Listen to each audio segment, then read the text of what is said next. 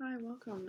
My undergraduate research was done on gender disparities and the evidence of prehistoric conflict in Bears Ears National Monument, southern Utah. To start, I have a map of Bears Ears in the bottom left corner. It's figure number 1. And I wanted to focus on if individuals of different sex experience different rates of trauma in the prehistoric Bears Ears National Monument region. So some background, multiple sites through Bears Ears suggest that conflict existed, and decades of survey have also provided evidence for conflict in the form of defensive site locations and human skeletal trauma.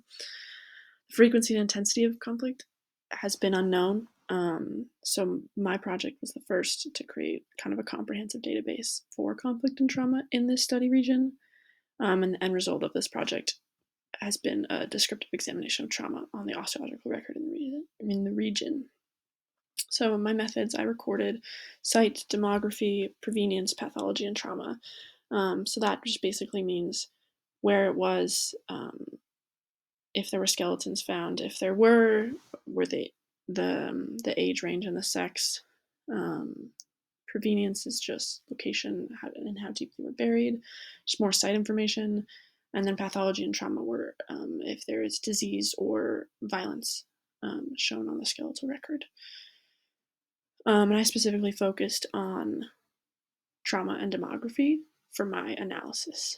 Condensed those into one Excel tab and did a chi-square test to decide if there was a relationship between trauma and whether or not it occurred based on the gender of the individual.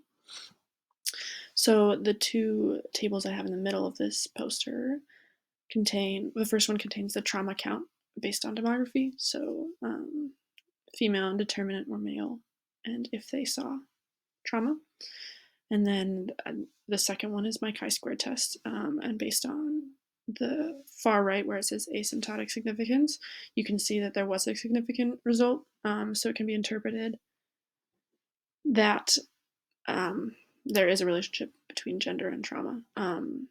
So if you flip to the conclusion, the chi-square test as well as the graph above the conclusions show that there is a significant relationship statistically between gender and trauma on the osteological record in Bears Ears. That is, male skeletal remains had proportionally more trauma than female or indeterminate skeletal remains. So according to the results, males have about a 50% chance of experiencing trauma, whereas females have about a 33% chance.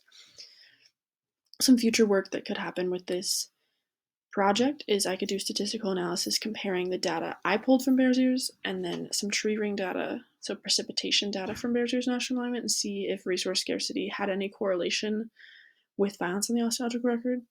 And this would be really interesting to look at in terms of gender as well, to see if the men fought more when there was drought periods or when there weren't drought periods. So take in the research that I've done here and then compare the gender and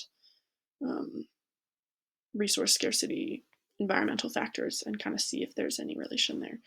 And then I want to acknowledge that this research was supported by the University of Utah Office of Undergraduate Research, as well as Brian Cotting, who's a professor in the anthropology department, and Kenneth Vernon, who's a PhD student in the anthropology department.